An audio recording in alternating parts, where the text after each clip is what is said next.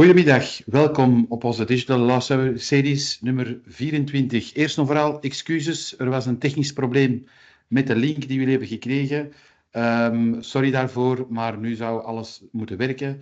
En we wachten nog op de mensen die stilletjes aan ons webinar vervoegen. Dus jullie hebben iets langere lunchpauze gehad, maar we gaan erin vliegen en we proberen op tijd te eindigen. Vandaag spreken Pierre en ik jullie toe. Pierre-Antoine medewerker bij ons team en ikzelf vernoot van het IT-team bij Altius. Wat gaan we vandaag vertellen? Een aantal recente nieuwtjes en initiatieven van de GBA, een aantal beslissingen van de GBA, wat de Europese Commissie en de EDPB tegenwoordig allemaal publiceren op Europees vlak. We gaan ook een aantal arresten van het Hof van Justitie bespreken en tenslotte een aantal zeer korte highlights over de boetes die her en der werden gegeven door autoriteiten allerhande. U kan vragen stellen over de dingen die wij bespreken of andere vragen indien u die heeft. U kan die in de chat stellen. Na het webinar zullen wij nog even online blijven om deze vragen te behandelen en te antwoorden. Voilà, je passe la parole à Pierre qui va maintenant parler un peu de tout ce que l'APD publie. Merci Gerrit. Alors, on commence tout de suite avec la première initiative de l'APD qui a eu lieu récemment. Vous en avez peut-être entendu parler, peut-être même vous y avez été. L'APD a organisé un événement pour les 5 années d'activité de la Chambre contentieuse. C'était l'occasion de revenir sur le travail de la Chambre, l'amélioration de certains points liés à sa pratique et les apports de celle-ci dans le droit de la protection des données. Alors, c'est un événement qui a été un succès et maintenant, le rapport de cette conférence a été publié sur le site de l'Autorité de protection des données et on voulait surtout revenir sur les mots qui ont été prononcés à cette occasion par son président. Et vous avez déjà ici un petit aperçu sur le slide. Donc, vous noterez qu'il y a déjà eu plus de 700 décisions depuis la nomination du président de l'autorité de protection de la Chambre contentieuse, Hilke Heijmans. C'est quand même un nombre assez élevé et on peut s'attendre à ce qu'il y ait encore plus de décisions à venir. Alors, contre ces décisions, il y a bien sûr beaucoup de recours qui sont introduits devant la Cour des marchés et parmi tous ces recours, eh bien, il y aurait 39% de ceux-ci qui ont une issue favorable, c'est-à-dire une annulation totale ou partielle. Et apparemment, ce serait le taux le plus haut au sein de l'Union européenne. Alors, vous vous en rendez compte, c'est très élevé. Et une des conclusions que le président a déjà pu tirer lorsqu'il a commencé à prendre son mandat, c'est cette phrase ici qu'il a indiquée de ses propres mots, « Welcome to the real world ». Sous-entendu, c'était une tâche difficile en fait. On lui reprochait, et à la Chambre contentieuse souvent, la qualité de certaines décisions. Il arrivait parfois même que des avocats leur reprochent des soucis d'intégrité, donc parmi les membres de la Chambre contentieuse directement. Et alors un autre gros problème, ça a été le manque criant de ressources de la Chambre contentieuse. Donc ce sont vraiment ces 3 points-là qui, de par le président, pour le président, ont été assez difficiles parfois à gérer dans le travail de la Chambre contentieuse. Un autre point également par rapport à tous ces recours, c'est qu'il y a beaucoup de discussions parfois qui ont lieu forcément sur tous des aspects procéduraux plutôt techniques et qu'aux yeux du président, parfois cela nous dégage un petit peu de l'essence du débat selon lui et il aimerait bien aspirer du moins il appelle un petit peu les acteurs concernés à vouloir essayer le plus possible de se concentrer sur vraiment le cœur de la matière, c'est-à-dire la protection des données. Alors évidemment, on ne peut pas reprocher aux entités, aux personnes qui sont devant la Chambre contentieuse dans le cadre d'une procédure de vouloir se défendre de toutes les manières possibles, ou d'attaquer même de toutes les manières possibles, mais c'est tout là un constat du président, c'est que parfois il a l'impression qu'on dévie un petit peu selon lui. Alors, pour le président, parmi tous les litiges qui ont eu lieu et les procédures qui ont eu lieu également, les 3 plus marquantes étaient celles-ci. Donc la première au niveau des registres de baptême tenus par l'Église catholique. Donc vous vous rappelez de cette décision pour le moins audacieuse qui a permis une certaine avancée en matière de droit à la suppression des données, de droit à l'oubli, si on peut le dire comme ça, permettant aux personnes baptisées de requérir une débaptisation. Il y a eu également la décision FATCA, pour la taxation des Américains accidentels, établie en Belgique, et alors la fameuse décision IAB Europe, qui ont apparemment beaucoup occupé les membres de la Chambre contentieuse.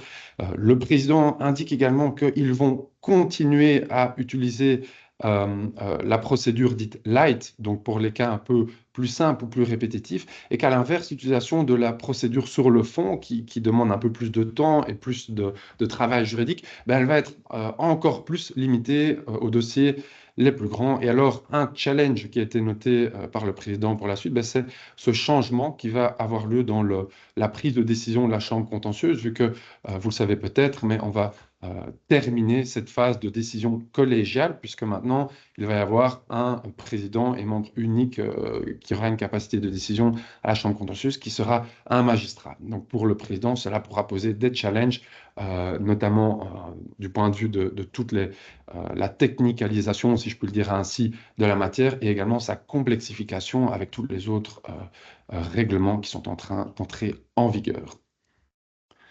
Alors, un deuxième développement intéressant, c'est cette brochure sur les systèmes d'intelligence artificielle que l'autorité de protection a mis en place et qui permet, enfin, qui avait du moins pour objectif d'adresser toutes les obligations et principes du RGPD spécifiquement liés à l'utilisation de systèmes d'intelligence artificielle et donc plus spécifiquement afin de combler, si vous voulez, le creux entre ces règles légales et leur implémentation technique.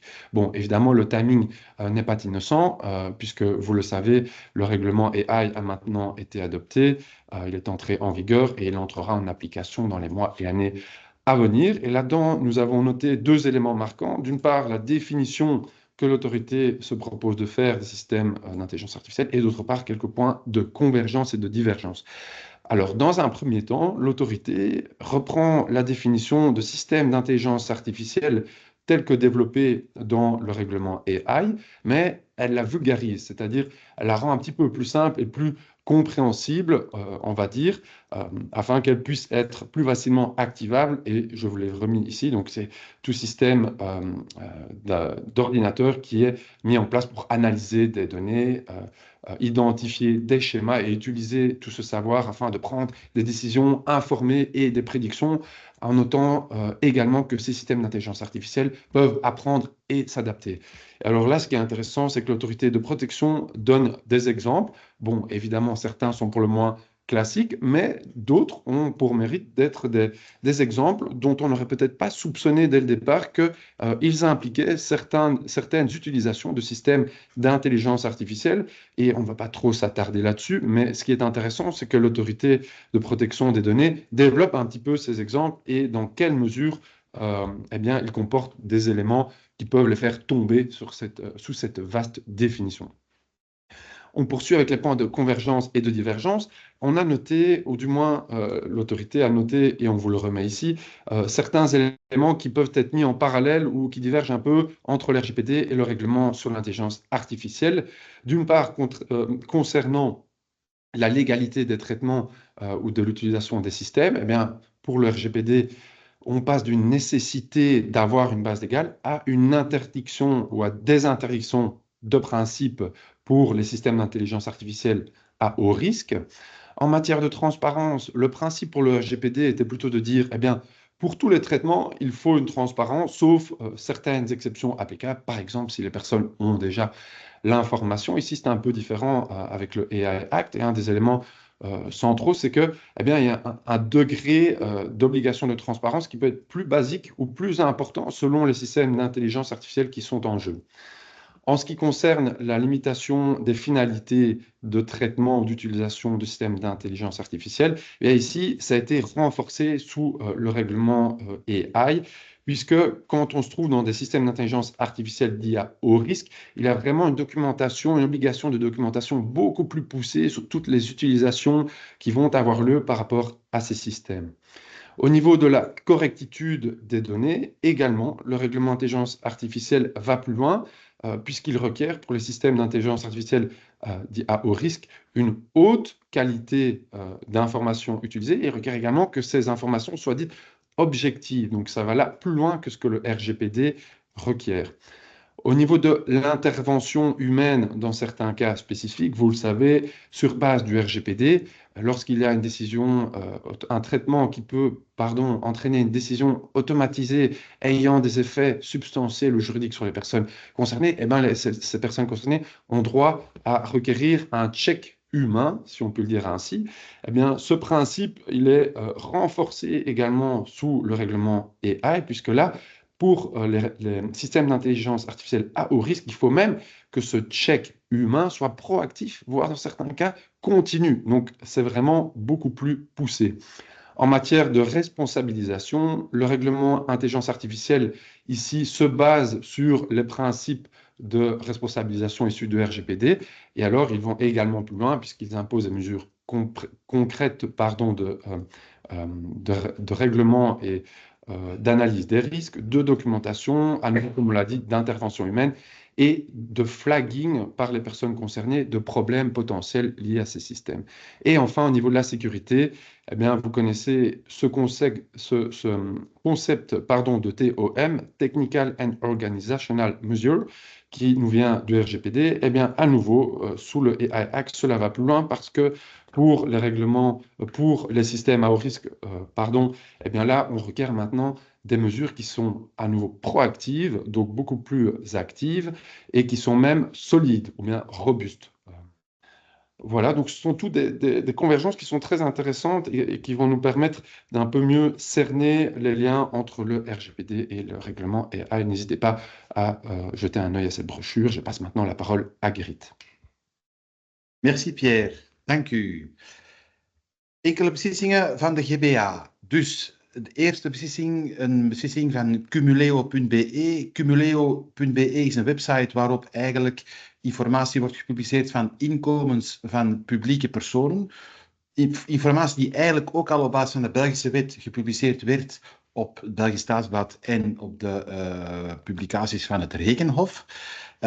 Cumuleo nam die informatie van die publieke bronnen en herpubliceerde die op een eigen website, met eigenlijk dus ook als doel om de mensen te informeren van mogelijke belangenconflicten van publieke mandaathouders. Eén publieke mandaathouder had zich eigenlijk gemanifesteerd bij die website cumuleo.be en gevraagd van kijk, ik zou graag hebben dat jullie mijn inkomen wegdoen. Cumuleo.be weigerde en zei van kijk, nee, wij hebben die informatie staan en wij doen die niet weg, want wij beroepen ons op de vrije meningsuiting, artikel 17.3a. Uiteindelijk belandde de zaak voor de GBA, waar de GBA dus eigenlijk keek naar 17.1 GDPR, recht op verwijdering, versus 17.3a, recht van vrije meningsuiting. En uiteindelijk kwamen ze tot het besluit dat de website de publicatie mocht behouden. Waarom? Het was al informatie die publiek was op basis van Belgisch recht. Ten tweede, Cumuleo had blijkbaar die informatie nagekeken en aangepast, verbeterd, voordat zij die publicatie online zetten. Ten derde, Cumuleo had eigenlijk ook de loonvork had een loonvork gepubliceerd in plaats van het exact bedrag van de vergoedingen van die publieke mandaathouder. En tenslotte, de GBA zei van kijk, er is een belang een publiek belang voor mensen om te weten of er mogelijk belangenconflicten bestaan voor publieke mandaathouders. Dus wat moet u onthouden van deze beslissing? Het recht op verwijdering is niet absoluut. Er zijn een aantal uitzonderingen in 17.3, waaronder recht op vrije meningsuiting.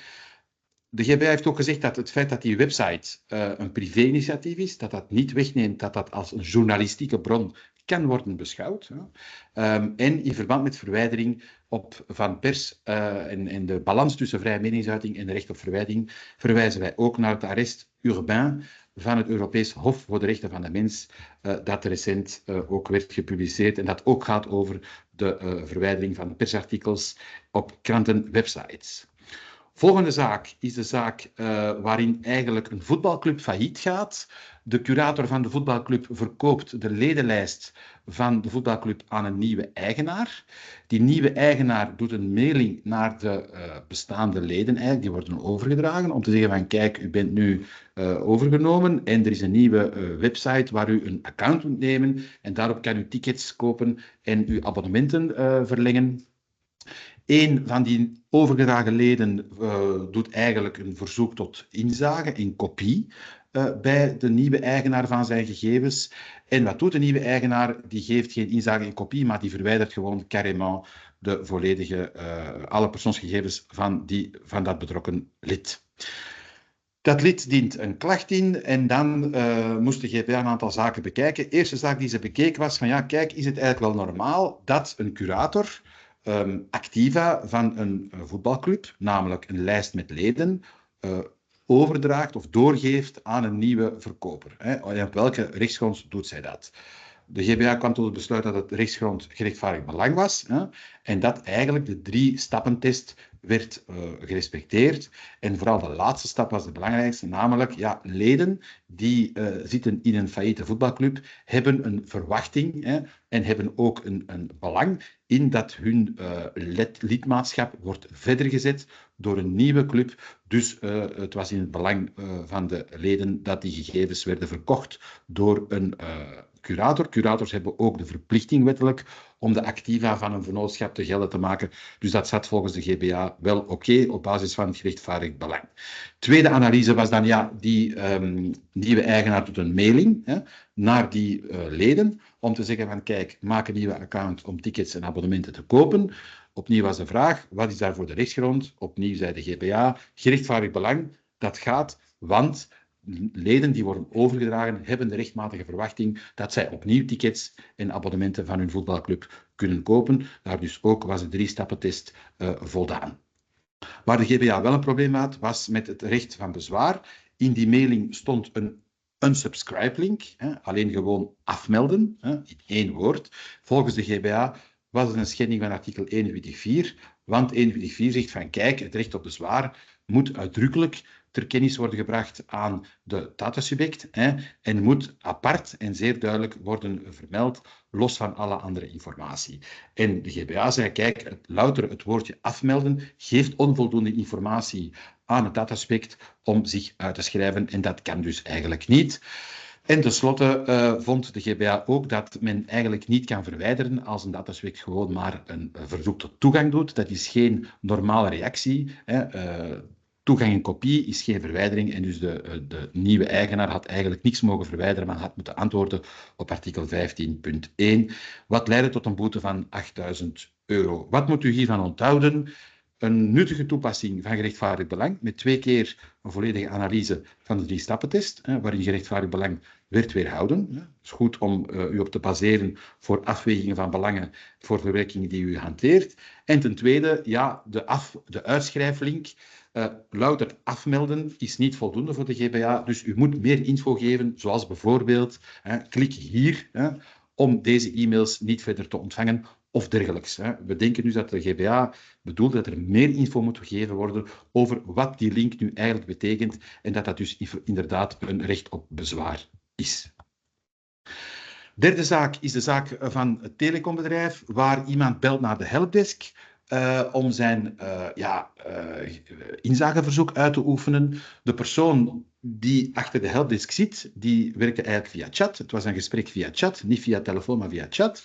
En dus via de chat wordt er toegang gevraagd tot de gegevens. De dame aan de kant van de vennootschap, aan de kant van het telecombedrijf, aan de chat, zegt ja, eigenlijk, ik weet niet wat u bedoelt. U kan daar niet terecht voor bij mij. De klant vraagt dan, ja, ik zou graag het adres hebben van de DPO om mijn rechten uit te oefenen. En de dame aan de chat zegt, ja, ik weet niet wat het adres van de DPO is. Ja. Er wordt klacht ingediend, omdat dus eigenlijk op geen enkele manier aan de rechten van de betrokkenen werd voldaan. En na 14 maanden, tijdens de procedure voor de GBA, wordt er alsnog gedeeltelijk gevolg gegeven aan het verzoek van de betrokkenen. Uiteindelijk leidt dat tot een beslissing waarin de GBA zegt van kijk, een gedeeltelijke toegang tot de gegevens is niet oké, want er werd niet alles gegeven. En hoe werd die gedeeltelijke toegang eigenlijk verantwoord? Namelijk, zei het telecombedrijf, ja, maar er was al een bemiddelingsprocedure lopende en het datasubject heeft in die bemiddeling al informatie gekregen en dus wij hoeven niet alles te geven op basis van artikel 15, want er is al informatie bij de betrokkenen. De GBA zegt nee, u moet altijd alles geven, ook als u meent dat de informatie reeds in het bezit is van de betrokkenen. Dus artikel 13.14 voorziet een uitzondering als er al informatie zit bij de betrokkenen, maar artikel 15 niet. Dus ook al zit er al informatie bij de betrokkenen, u moet alles geven wat de betrokkenen vraagt op basis van artikel 15. Ten tweede heeft de GBA gezegd van kijk, u kan niet zaken weigeren omdat u vindt dat er gegevens van andere personen in die documenten staan. U mag dat alleen maar doen als effectief de rechten van die andere personen worden geschonden. U moet dus een afweging maken van de belangen van de betrokkenen versus de belangen van andere werknemers die in die documenten staan. En als pas die belangenafweging negatief uitvalt voor die andere partijen, dan pas mag u artikel 15.4 inroepen en bepaalde zaken weigeren. Het feit dat die chatmedewerkster niet op de hoogte was van wat een accessverzoek was, dat hij niet wist wie de DPO was, is ook een schending van artikel 12.2, namelijk geen facilitering van de uitoefening van de rechten van de betrokkenen. Het feit dat er pas laat toegang werd gegeven, is een schending van artikel 15. Hè. En die schending werd door de GBA als ernstig beschouwd, want een telecombedrijf is een bedrijf die eigenlijk hoofdzakelijk persoonsgegevens verwerkt. En het was een groot bedrijf met grote financiële en HR-capaciteiten. Dus die moesten eigenlijk zorgen dat hun medewerkers wisten wat GDPR was als zij vragen beantwoordden in de chat. Wat moet u hiervan onthouden? Ja, procedures hebben is natuurlijk één ding, het is goed, maar hier knelde het schoentje. De werknemers op de vloer waren niet op de hoogte van GDPR. En dat is vooral een probleem bij callcentermedewerkers. En daar is nogal veel komen en gaan. Callcentermedewerkers moeten in hun scripts op de hoogte worden gebracht van wat GDPR is en hoe dat ze erop moeten reageren.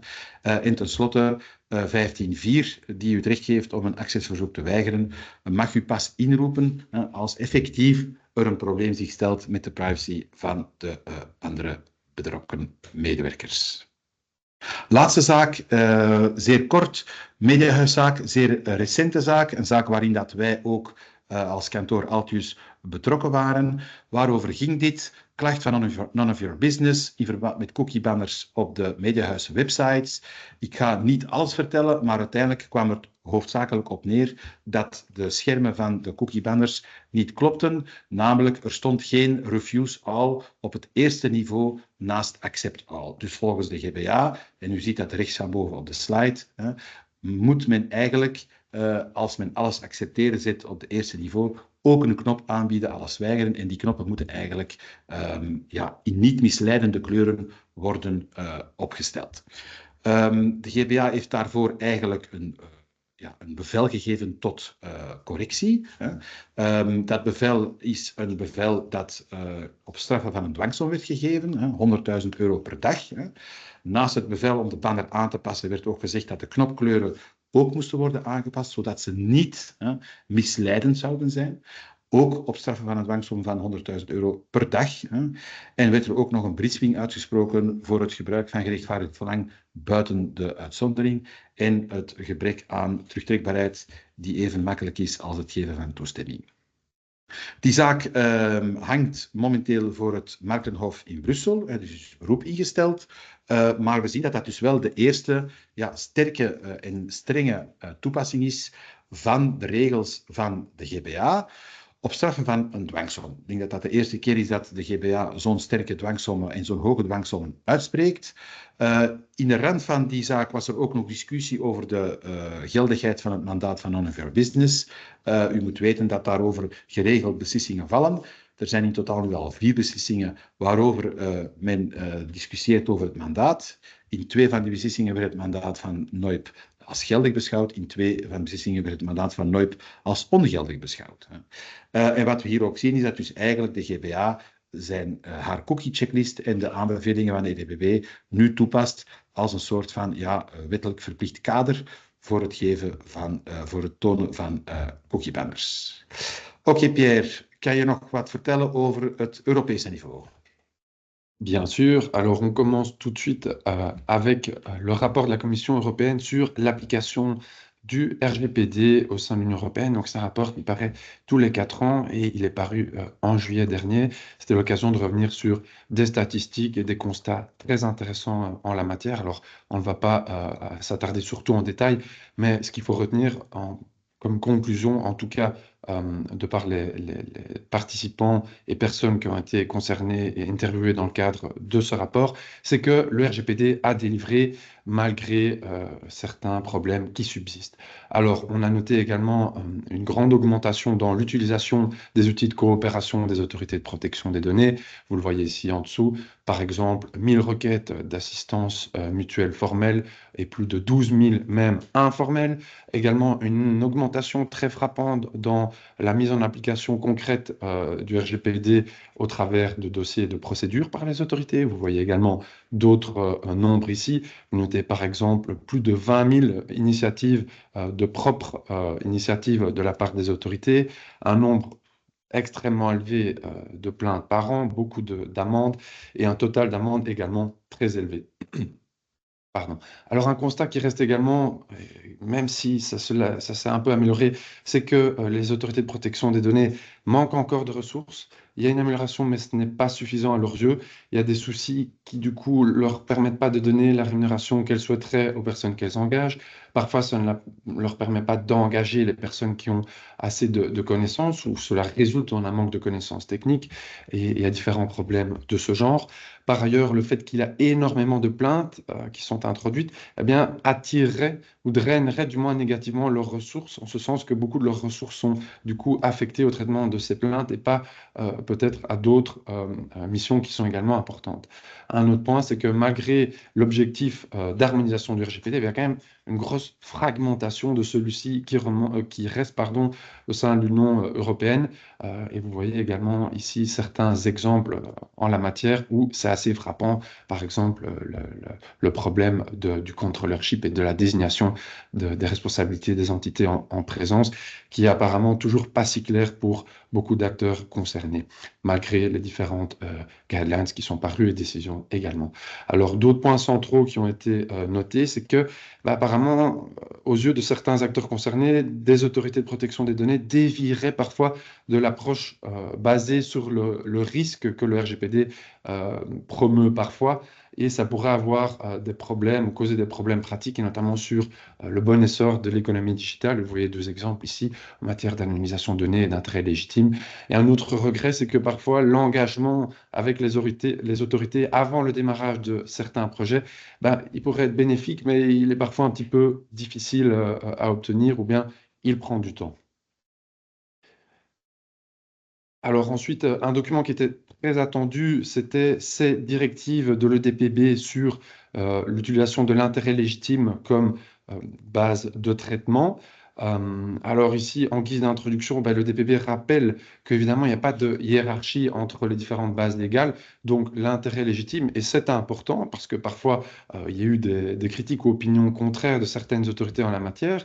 L'intérêt légitime n'est pas une base légale à utiliser en dernier ressort, mais ce n'est pas non plus une base légale à utiliser de manière automatique. Il faut vraiment analyser la base la plus appropriée.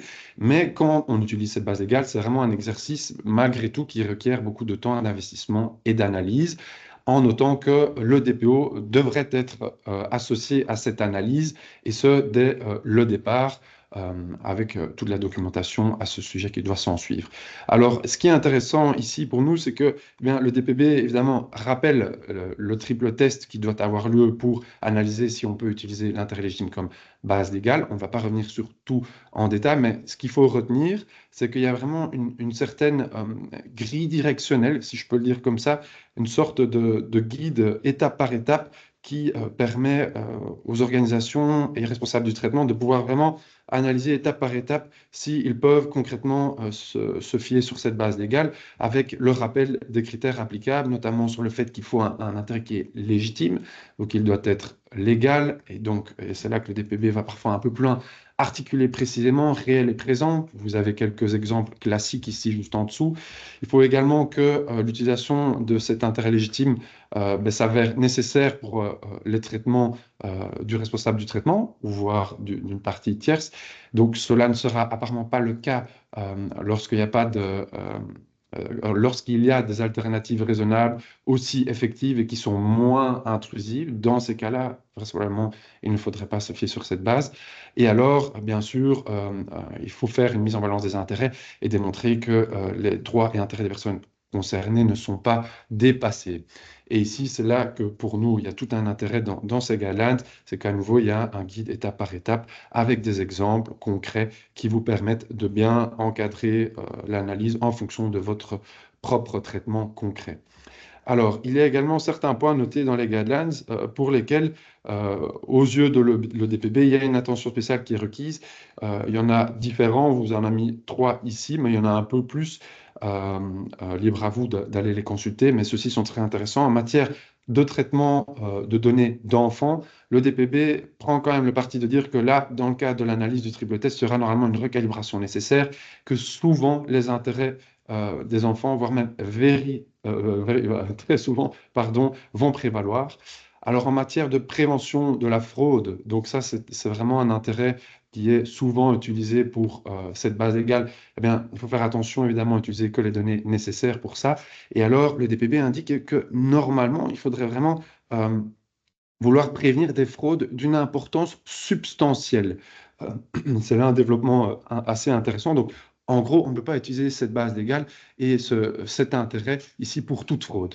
Et en matière de marketing direct, l'ODPB rappelle que quand il y a une base légale qui est obligatoire à utiliser dans certaines matières, par exemple en matière de communication non sollicitée, dans certains cas, c'est le consentement, eh bien, a priori, c'est logique qu'on ne peut pas utiliser intérêt légitime. Et le critère décisif ici, in fine, pour pouvoir vérifier si l'intérêt légitime et la poursuite du marketing direct est OK ou pas, c'est le niveau intrusif de la pratique considérée. On poursuit avec cette fois une opinion de l'EDPB sur les obligations qui s'ensuivent dans la chaîne des traitants et sous-traitants qui ont un lien avec les responsables du traitement.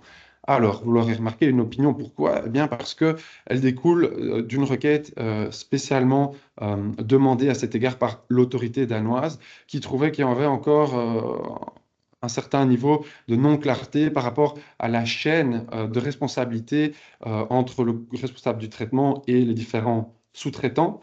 Alors, c'est un document complexe de plus de 35 pages, mais qui tourne, in fine, autour de quelques questions. Donc, on a vraiment essayé ici de vous résumer l'essence des réponses apportées par le DPB à ces questions, et on va s'attarder brièvement dessus. La première question, c'était de savoir dans quelle mesure le responsable du traitement doit identifier tous les sous-traitants et sous-sous-traitants, et ce, directement lorsque il s'engage avec son premier sous-traitant, ou alors est-ce qu'il doit seulement identifier la première ligne de sous-traitant? Ici, le DPB confirme que normalement, les responsables du traitement devraient avoir des informations sur l'identité, et là, on cite, de tous les sous-traitants et sous-sous-traitants, readily available at all times, donc ce qui veut dire disponible facilement. Donc, les responsables du traitement doivent avoir cette information disponible facilement. Il n'y a pas plus de clarification, mais cela ne veut peut-être pas nécessairement dire qu'il faut avoir toutes les informations tout le temps et les avoir dès le départ données par les sous-traitants, mais il faut au moins qu'elles soient mises à disposition et qu'elles puissent être fournies de manière proactive par les sous-traitants afin de remplir les obligations.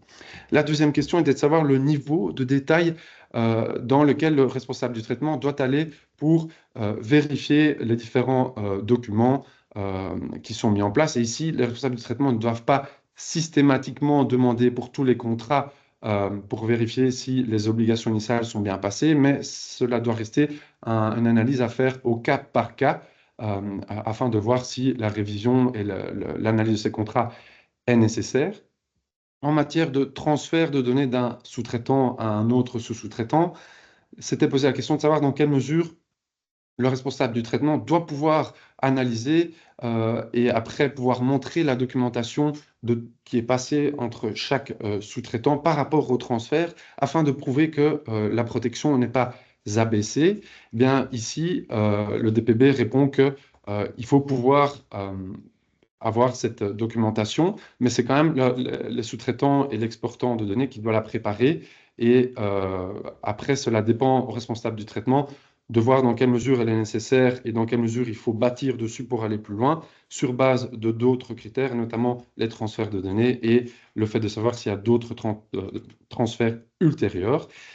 Alors, une autre question était de voir dans quelle mesure les risques concernés par les traitements peuvent avoir un impact sur l'étendue des obligations à respecter par le responsable du traitement, et en particulier celle d'avoir un sous-traitant qui montre des garanties suffisantes pour implémenter les TOMs. Alors ici, le DPB confirme que cette obligation s'implique peu importe le risque, mais que néanmoins, l'étendue de cette obligation peut toutefois varier en fonction de la nature des mesures techniques et organisationnelles qui sont mises en place et qui elles-mêmes dépendent in fine du risque. Donc il y a quand même un petit degré de variation qui peut exister dans l'obligation. On continue avec les derniers jugements, les derniers arrêts rendus par la Cour de justice. Il y en a eu beaucoup. Nous avons dû faire quelques sélections et voici les arrêts les plus intéressants. Le premier concernait deux pharmacies qui étaient en conflit parce que la première avait vendu certains produits médicinaux sur Amazon. Et elle requérait notamment à ses clients leur nom, leur adresse de délivrance et des informations sur les médicaments qui allaient être utilisés. Un autre pharmaciste a jugé que c'était un problème d'un point de vue de droit de la concurrence et qu'en plus, il y avait vraisemblablement des soucis liés au RGPD parce qu'il n'y aurait pas eu de consentement des personnes qui voulaient se faire livrer.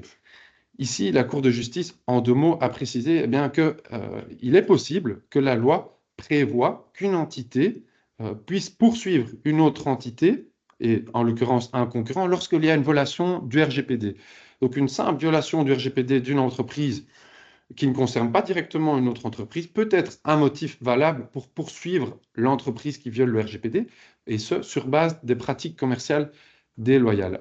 Et en l'espèce, ce que la Cour a également confirmé, c'est qu'ici, dans ce cas précis, on pouvait considérer que les informations données par les clients en ligne, donc à savoir leur nom, leur adresse et les informations d'individualisation des produits médicinaux pouvaient être considérés comme des données de santé, et ce, même s'il n'y avait pas de prescription nécessaire. Donc, qu'est-ce qu'il faut en retenir? C'est que eh bien, maintenant, c'est affirmé par la Cour de justice. On pouvait déjà déduire ceci sur base des différentes législations nationales applicables, mais le RGPD peut vraiment être utilisé, entre guillemets, comme une arme de litige, et à l'inverse, peut-être un point d'entrée, un point faible si vous ne respectez pas le RGPD pour un concurrent, mais ça doit être accepté par le droit local. En Belgique, c'est le cas. Et alors, on note également une très grosse conceptualisation du concept ici de données de santé. C'est en ligne avec les derniers arrêts de la Cour de justice, mais bien sûr, il faut le relativiser, le placer dans ce contexte précis.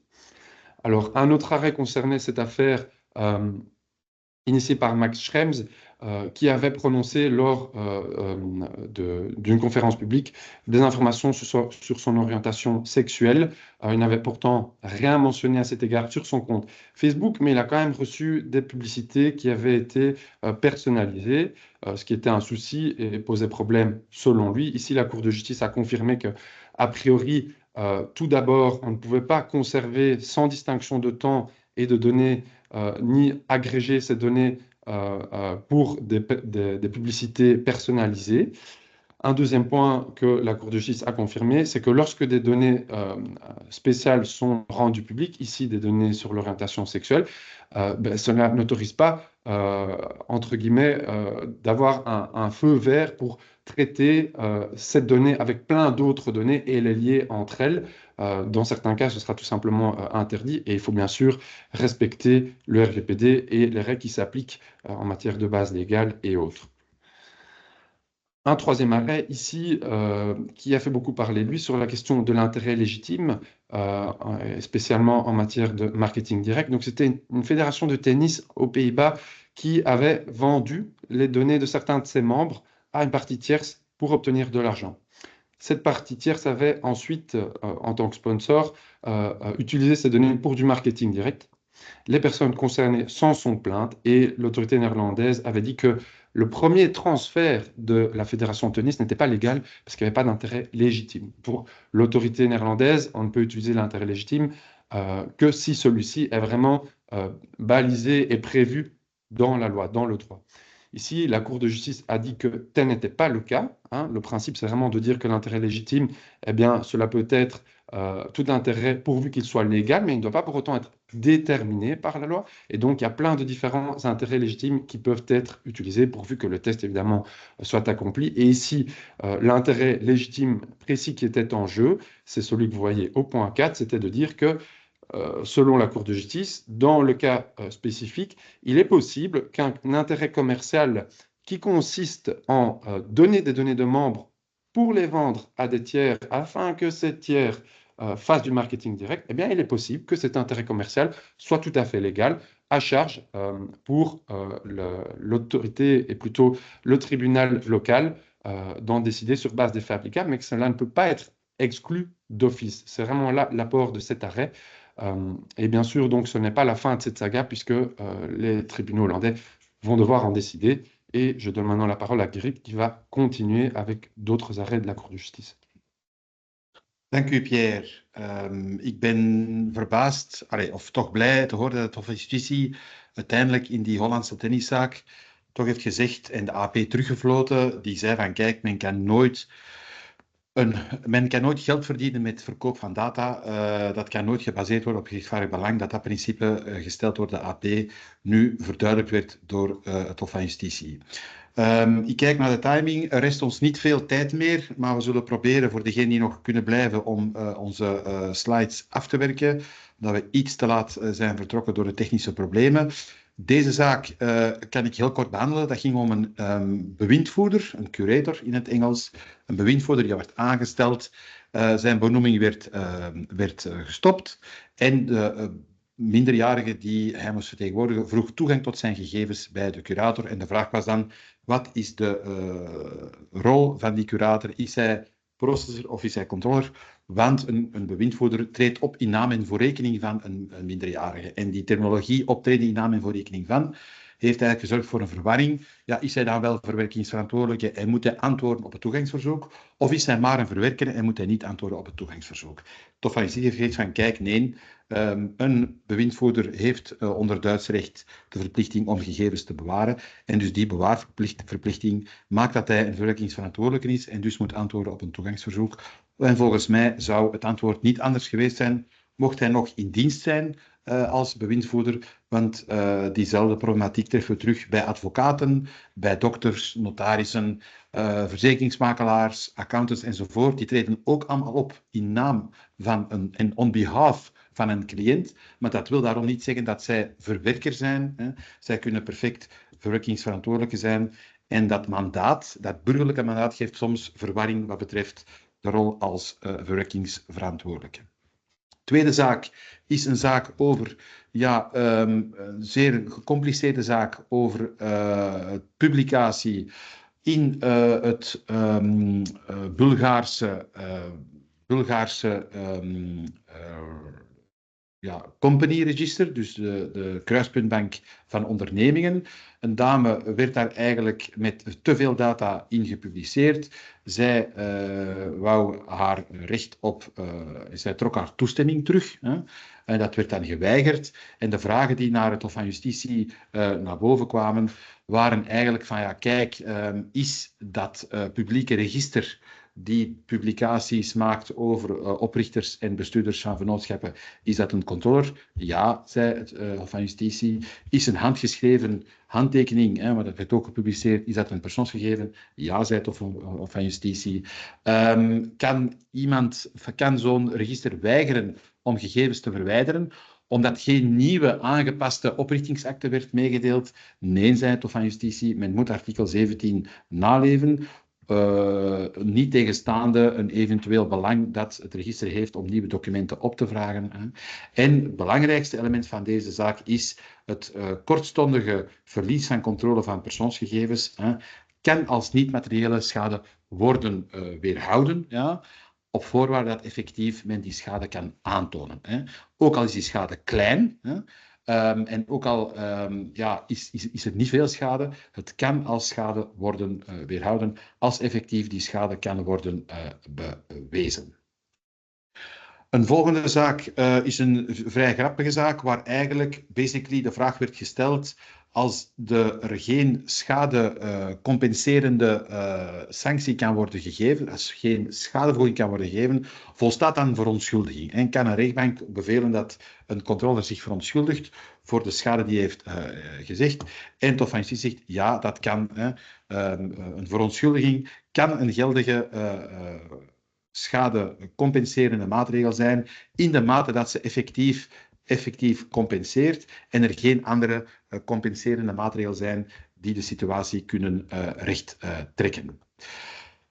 En dan de laatste zaak is een zaak, ook een Duitse zaak, waarbij eigenlijk er naar aanleiding van een data breach een bank een notificatie doet bij de Duitse GBA. Enfin, in Duitsland weten we dat er verschillende GBA's zijn, maar voor het gemak spreek ik nu over de Duitse GBA.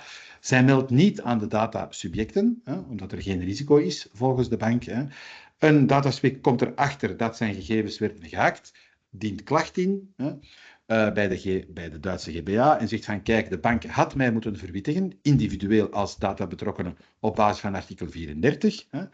De GBA zegt nee, dat was niet nodig. Wij menen dat een notificatie aan de GBA volstond.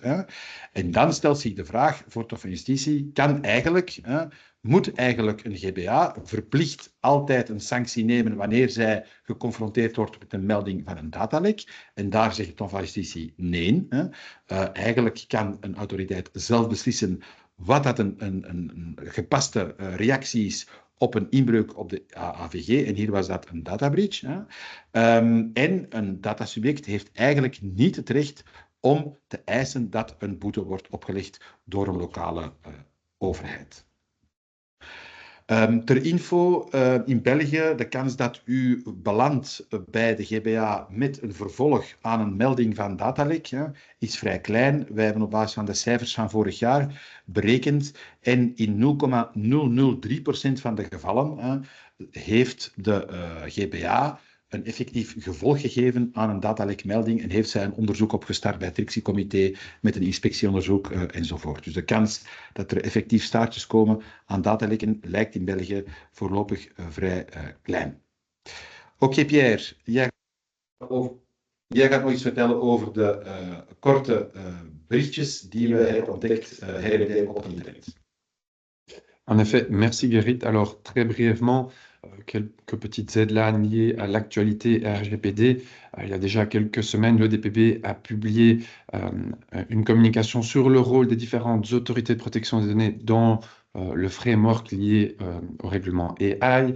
Le DPB a également publié une FAQ sur le Data Privacy Framework pour les transferts de données vers les USA. Et alors, a publié un nouveau Data Protection Seal qui permet en gros d'avoir certaines pratiques considérées comme dans certains cas en compliance avec le RGPD et dans certains secteurs spécifiques. Quelques amendes ont été prononcées, notamment très élevées par l'autorité de protection des données hollandaise, de 290 millions EUR pour des soucis de transfert de données. Également l'autorité néerlandaise, cette fois 30 millions pour Clearview, pour des traitements de données liés à de la reconnaissance faciale illégale. L'autorité des données française a également imposé une amende à CGDIM Santé, donc une entreprise qui fournit des softwares de traitement de données aux médecins en France, ici pour des traitements de données sensibles sans autorisation. En France, dans certains secteurs particuliers, une telle autorisation est apparemment nécessaire. Alors, dernièrement, en septembre, la Commission européenne a lancé une consultation publique pour voir s'il pouvait être utile de mettre en place d'autres clauses contractuelles type que celles qui existent pour le moment.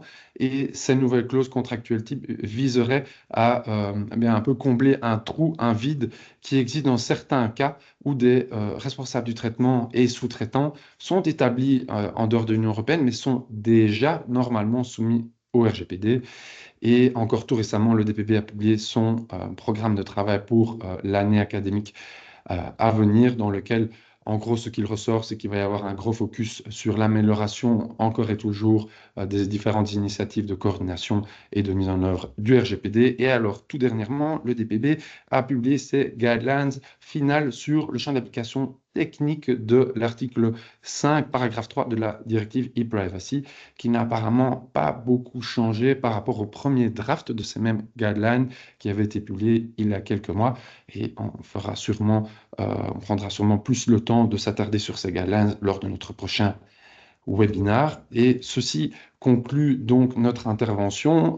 Encore nos excuses pour le petit souci technique du début. Nous espérons que vous avez trouvé toutes ces informations et updates intéressantes et nous restons bien sûr à votre disposition encore quelques minutes si vous avez des questions. Merci beaucoup. Dank u, merci.